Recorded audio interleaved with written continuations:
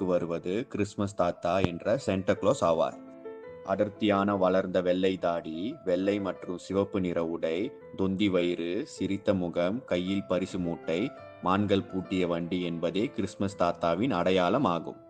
Christmas தாத்தா Rome சாம்ராஜ்யத்தின் பத்தாரியா என்ற பகுதியில் லைசியன் என்ற துறைமுகத்தில் பிறந்தார். இவரின் உண்மையான பெயர் நிக்கலஸ் என்பதாகும். இவர் இளம் வயதில் ஜெருசலம், எகிப்து போன்ற நாடுகளுக்கு பயணத்தை மேற்கொண்டார். அங்கு தேவாலயங்களில் வரும் கிறிஸ்துவர்களுக்கு உதவிகளை செய்து இயேசுவின் மகிமையை போற்றி வந்தார். குழந்தைகள் மீது மிகவும் பிரியம் கொண்ட இவர் குழந்தைகளுக்கு ரகசியமாக பரிசுகளை கொடுத்து மகிழ்வார். ஏழைகளுக்கு உதவும் எண்ணம் கொண்ட நிக்கலஸை அனைவரும் விரும்பினர்.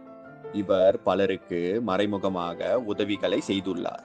தேவாலயத்தில் வேலை செய்த இவர் தனக்கு கிடைத்த வருமானம் அனைத்தையும் ஏழைகளுக்கு பரிசு பொருள் வாங்குவதற்காக செலவு செய்வார்.